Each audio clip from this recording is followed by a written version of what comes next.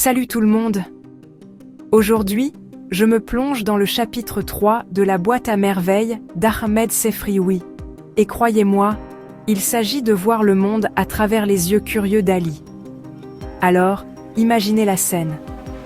Ali se réveille tôt, le soleil vient à peine de se lever, et tout le quartier commence tout juste à s'animer.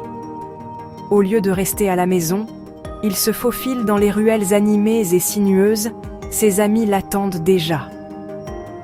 Ce ne sont pas n'importe quelles rues.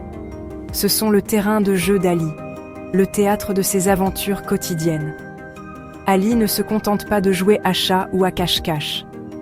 Il observe tout, les commerçants qui s'installent en les vendeurs ambulants qui crient la façon dont la lumière du soleil rebondit sur les murs.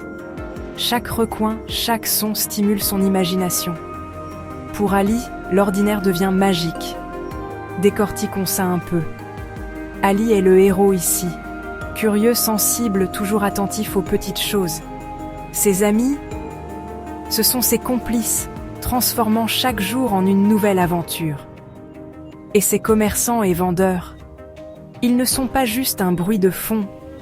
Ils donnent vie au quartier, montrant à Ali comment chacun joue un rôle dans l'histoire de sa communauté. Maintenant, pourquoi pensez-vous qu'Ali aime jouer dans les ruelles et observer les gens autour de lui? Est-ce juste pour le plaisir, ou apprend-il quelque chose aussi? Pensez-y. En explorant, Ali découvre comment fonctionne son monde. Il apprend l'amitié, la façon dont les gens interagissent, le rythme de la vie quotidienne. Parlons du décor. Les ruelles ne sont pas seulement un arrière-plan, c'est là que l'imagination d'Ali s'emballe. Tout le quartier est une salle de classe vivante et respirante. Et rappelez-vous, tout cela se passe au milieu du XXe siècle. Donc, la vie a un rythme différent. Il y a beaucoup de symbolisme ici. Il représente la curiosité, il représente la créativité. Le quartier animé, c'est la communauté en action. Et la grande leçon? Parfois, la meilleure façon d'apprendre est simplement être présent, être attentif, laisser les expériences vous façonner. C'est là que vous intervenez.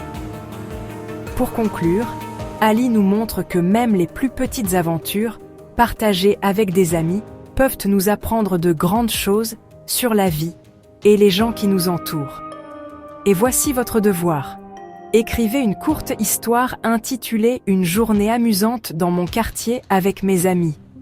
J'ai hâte de voir ce que vous allez créer. À la prochaine.